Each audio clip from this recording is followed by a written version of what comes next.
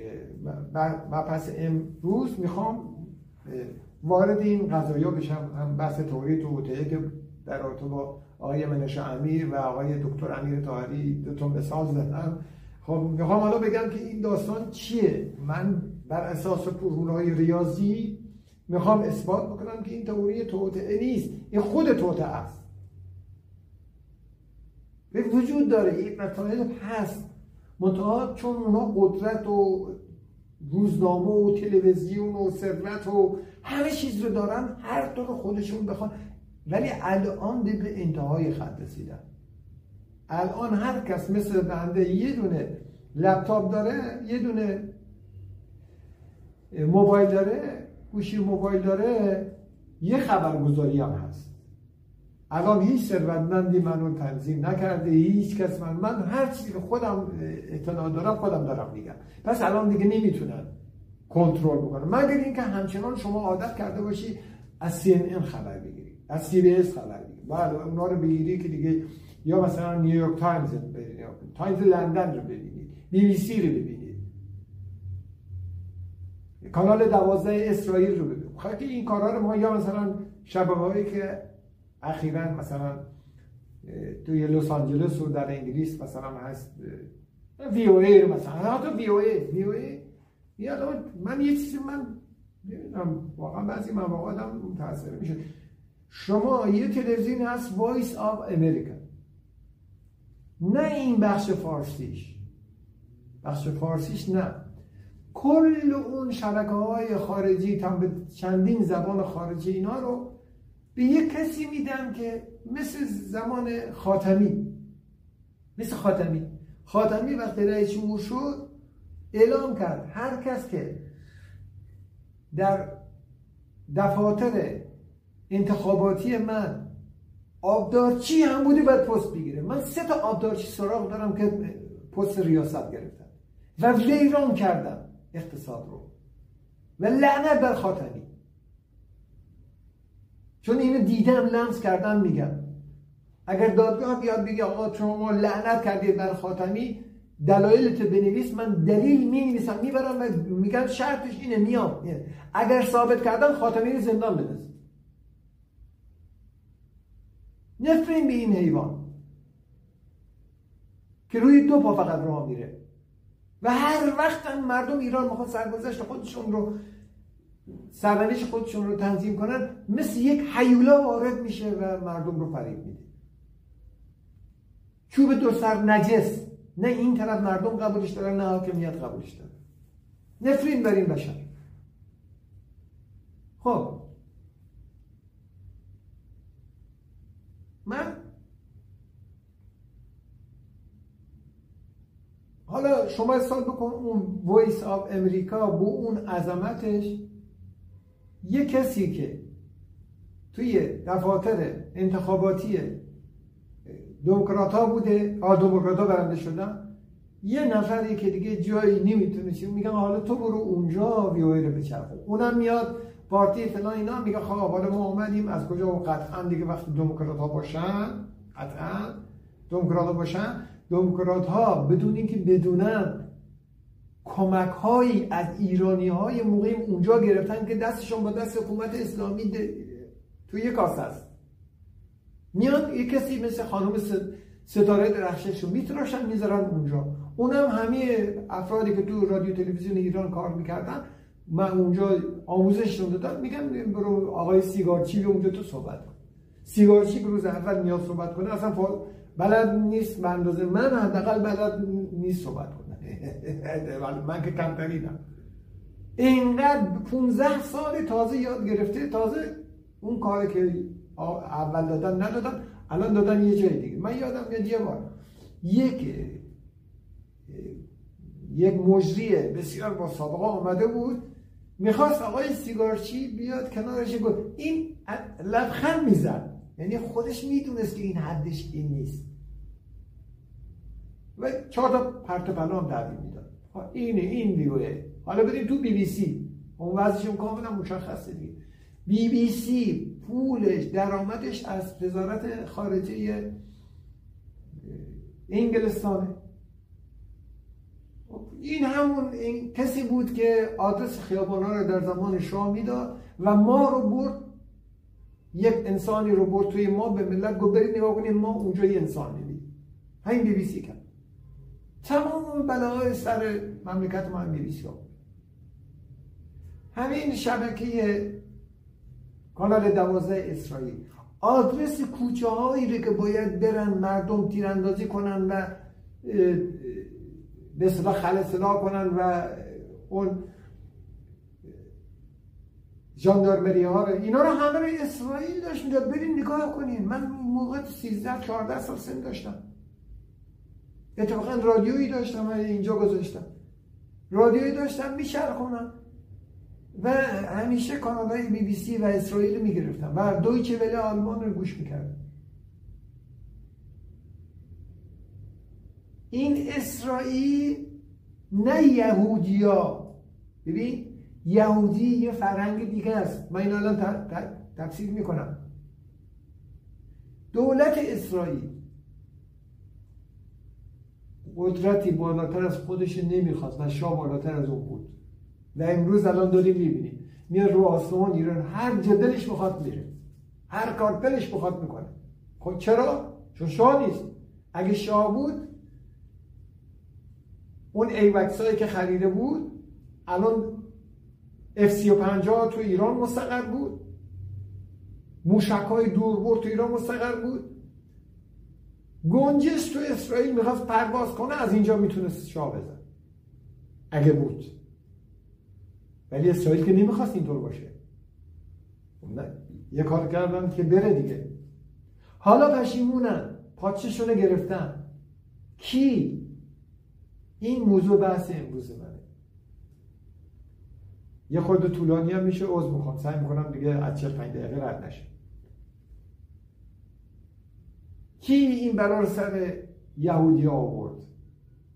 همون گروهی که میگن توبه نکنین نگید، همونا ثروتمندا، بانکدارا، برنامه ریزا. یه آقای نریمان هست، افشین نریمان، چه برنامه‌های خوبی داره، لذت میبرم از صحبتش، واقعیت رو داره میگه.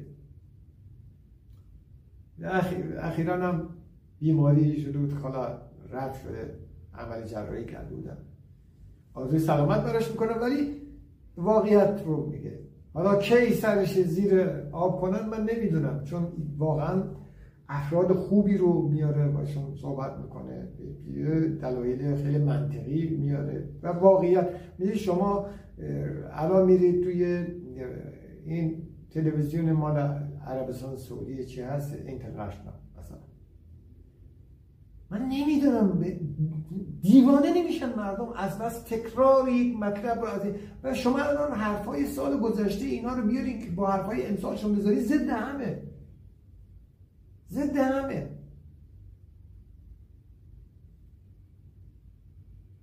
بگذاریم از این که اصلا غیر از اون آقای فرهزاد که خیلی تکنیکی و فنی، صداش هم خیلی چیز داره، تون صداش هم طوریه که زمانها رو منتظر میشه، میهمان صحبت میکنه، کارشناس صحبت میکنه، چند ثانیه هم مکس میکنه بعد صحبت میکنه. واقعا این احترام میذاره، خوبه. ولی یه آقای که مهدوی آزاد اونجا داره، خودش میشینه 12 دقیقه صحبت میکنه، میگه 2 دقیقه وقت داریم. آقا چرا آوردی آخه؟ 2 دقیقه وقت داره، 5 نفر میاره، میگه 30 ثانیه نفر صحبت، 30 ثانیه تو زونه وسط صحبت ها میره. و این نشون میده که این میخواد یک چیزی رو بهش دادن، میگن آقا در این مسیر تو برو، میمونات هم اگر اینطوری صحبت نکردن دعوت نکن. اینا میره، خب بالاخره هر دفعه $100 $200 $300 چقدر میدن دیگه بهشون، بعضیا میگیرن بعضیا نمیگیرن. روی هم رفته این تلویزیون هایی که به این سبک هستند رو دور بشین ازشون. الان آقای مجتبی واحدی برای خودش کانال زده، بهترین تفسیرها رو میکنه. حالا اون آقای همین آقای نریمان هست، آقای دکتر محمدی هست، بهترین تفسیرها رو داره میکنه. از این تلویزیون و کانالیه که همایون فرار کنید، فرار کنید، این نوندونیه، این پول در آورد، پوله، فقط پول. نه تنها پول برای خبر نه این پول میگیره توسط اون آقای کیه پیرمرده، میاد میخواد امیر طاهری تحقیر کنه. اون آقا میاد اون افرادی که بنیه دارن میخواد اونا رو حتی همین آقای منوش امیر میخواد تخریب کنه، عصبیش میکنه که مثلا بگن قهر کرد یا فلان کرد، عصبی میکنن، عمدن بهش دستور میدن میگن آقا این پول این طوری توطئه نیست که دیگه من میدونم با کی رابطه داره، از کجا پول میفرستم براش. از اون موقعی هم که من چند تا مطلب گفتم، الان اون شخصی که از رشت باهاش صحبت میکنه دیگه نمیاد صحبت نمیکنه. چرا؟ چون خط انتقال پولشه. بگذاریم وارد سیاست شدم دیگه، امروز میخوام بهتر کنم با اجازه شما. ببخشید.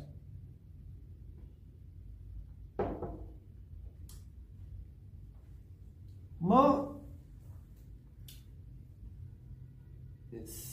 بحث ثروت میخوایم بکنیم. بحث فرهنگ و بحث امروز که این سه تا موضوع رو میخوام به هم ارتباط بدیم. ما اول در رابطه ایران صحبت میکنیم. خب ایران رو ما میدونیم چند هزار سال، یعنی زمانهایی بود که مصر هم جزو ایران بود، یعنی جزو ایران نبود، از ایران تبعیت میکرد. اون زمانی که اصلا آیین یهودی وجود نداشت، آیینی به نام آیین یهودی وجود نداشت، مصر وجود داشت، مادها بر ایران حکومت میکردن، مصر هم جزو دستورش، هم مصر هم فلسطین فعلی دور بزن از اونجا بیا، از این طرف عربستان سعودی، از اون طرف برو ترکیه، تمام ترکیه رو بچرخان آناتولیه و برو از اون طرف تا مرز یونان، یمن و بیا اینجا لبنان و سوریه و برو اونجا. اینا همه جز کشورهای اصلی وطن اصلی ایران بود که میگه یوسف گمگشته باز آید ز کنعان غم مخور. این کنعان کجاست؟ کنعان همونجاست که الان دارن جنگ میکنن، فلسطین. خب وقتی شعرش مال ایرانه، یوسف مال ایران بوده، زلیخا مال ایران بوده، داستان مال ایران بوده، خب پس توسط دولت انگلیس به مرور زمان بلعید. حتی یک مثال بزنم، وقتی که تزار روس اومد، از این طرف هم آخوندا، همین آخوندایی که امروز سر کار هستن در زمان قاجار سر کار بودن. یعنی چی؟ یعنی قاجار خیالاتی وهم بود دیگه، وهم میگفت که فلان روحانی رو اگر کج نگاه کنی چشم کج میشه. تا قاجار این وهم خیال در ذهنش بود. آخوندا گفتن که باید حمله کنیم. وزیر جنگ، وزیر دربار گفت ما پول نداریم سربازامون غذا بخورن. گفتن امام زمان پشت سر ماست بریم. حمله کردن و بالاخره تزار غالب شد. در همون دوره امریکایی‌ها اومدن از طریق لنین رو سر کار آوردن و بولشویک‌ها رو، بعدش هم بولشویک‌ها و استالین و اینا. اصلا کنار گذاشتن لنین هم توسط امریکایی‌ها اتفاق افتاد. همون کنار گذاشتن رفسنجانی که توسط همونها اتفاق میفته. ببین اصلا این داستان همینه. اینی که میگن تئوری توطئه من قبول ندارم. این داستانی که داره شبیهش همیشه داره اتفاق میفته، این دیگه تئوری نیست. تئوری هست ولی توطئه نیست. این تئوری متأ یه مقدار مغز ریاضی باید داشته باشی این فرمولا رو کنار هم قرار. خب وقتی که بولشویک‌ها اومدن گفتن که ما با ایران جنگ نداریم، ما با امپریالیست هم مخالفیم، ما ضد امپریالیستیم و این شهرهای ایران هم میفتش شهرش رو برگردونیم. انگلیس آمد گفت کجا بیاین بگیریم مافته. عهدنامه 19 رو نوشتن و دادن، یه مقدارم با ترکمنچای دادن. همین انگلستان. خب پس ما یک کشوری بود با فرهنگ، ملل مختلف، تا رسید به زمان داریوش کوروش که 2540 سال پیش ما شهر، یعنی اول شهرنشین کره زمین بودیم. خب در اون زمان اتفاقاتی در یه نقطه میافتاد، میدونم گفتن چه اتفاقی افتاد فلان، تو تاریخ نوشته، اینا رو تو تاریخ بعد مراجعه کنیم بخونیم دیگه به زبان اصلی نه ترجمه. اسلام رو هم تنها دین در دنیا هست که دقیق ترین تاریخ رو در تمام عرصه دنیا داره. یعنی اتفاقی که وقت حضرت محمد آب دهن مینداخت، یه عده برای تبرک میرفتن لیست بزنن، اون رو تاریخ نوشته، تاریخ طبری نوشته. تاریخ طبری هم از کی؟ از کسی که دیده نوشته. افرادی که دیدن گفتن. شیخ طبری هم که یه عالم سنی بود، ایرانی بود، مازندرانی بود، نوشته. اون نه یعقوبی نوشته، اون نه ابن ابوالحدید نوشته. ابن ابوالحدید که دیگه میخوره به بچه های حضرت علی، نوه حضرت علی میشه.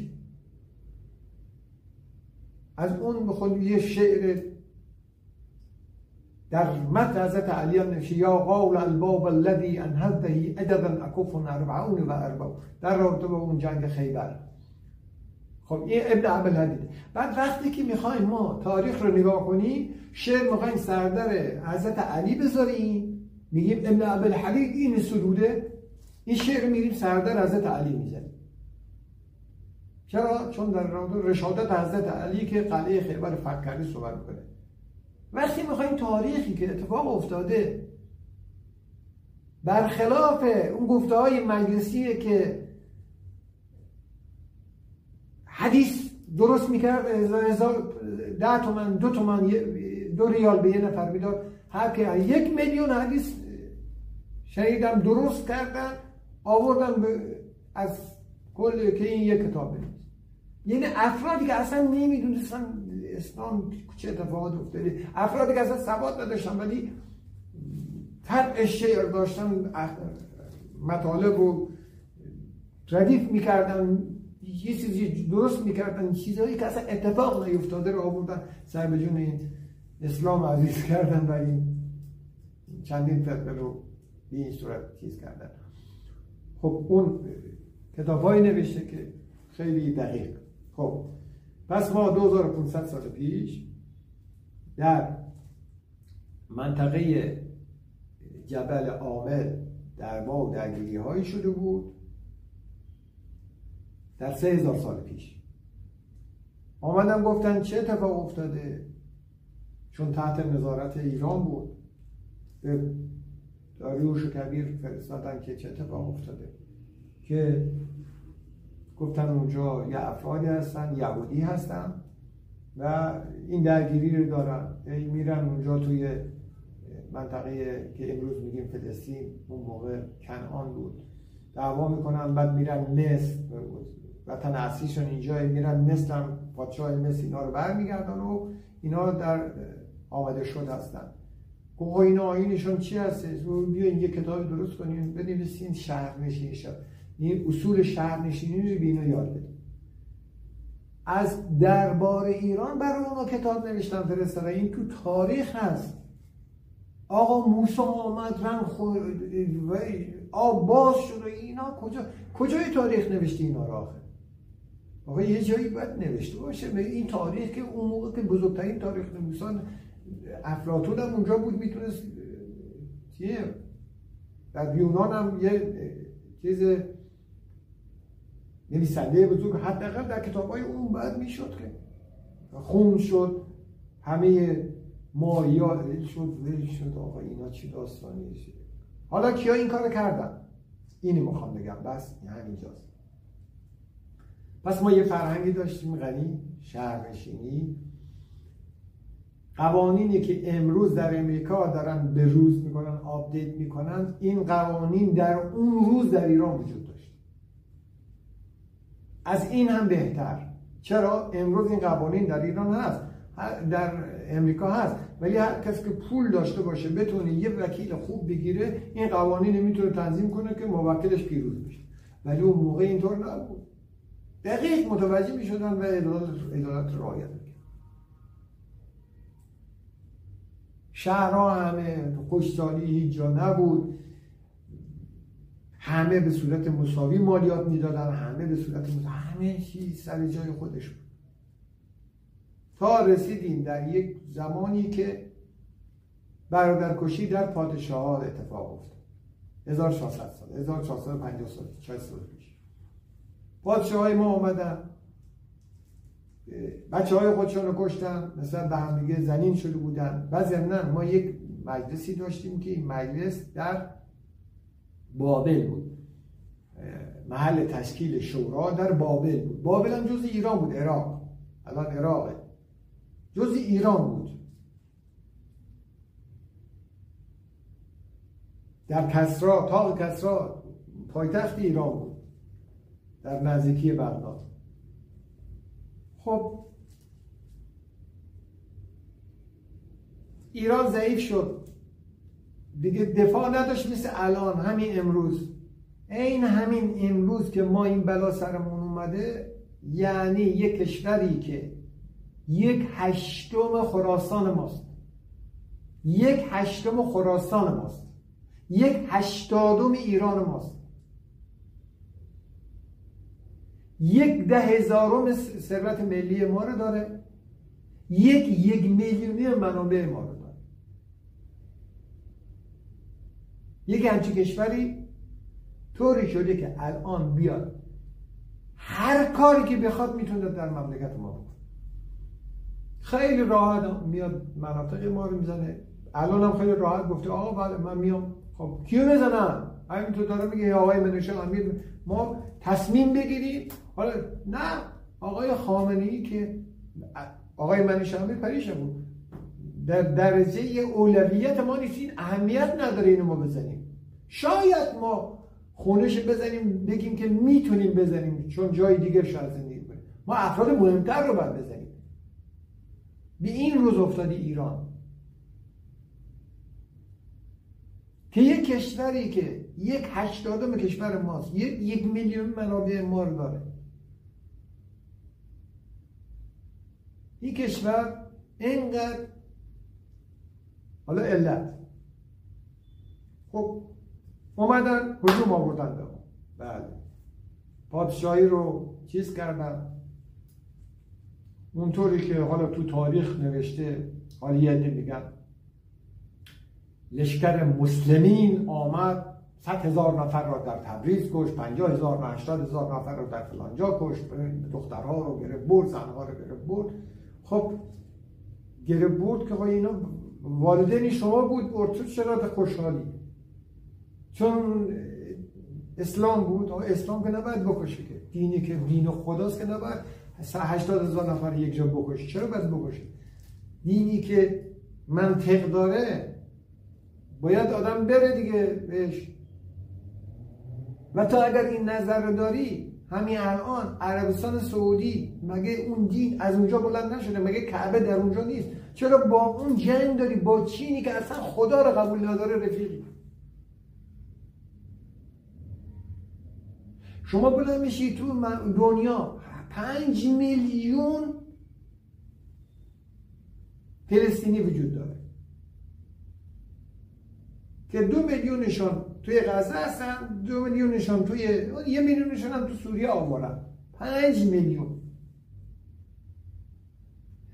اونا رو میگیم به خاطر اون مظلومین من میخوام برم دفاع کنم، ولی 200 میلیون مسلمان در هند به بدترین وضع دارن زندگی میکنن.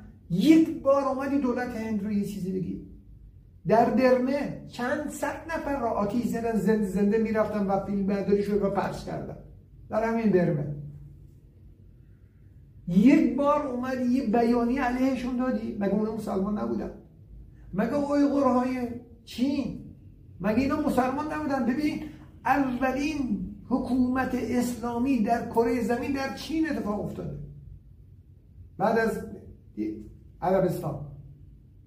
این حکومت جمهوری به معنی جمهوری امروزی رو میگم در این دو قرن اخیر. اولین چین به مدت 25 سال حکومت اسلامی داشت. کل چین تحت نظر اویغورها بودن. سینکیانگ مرکزش بود.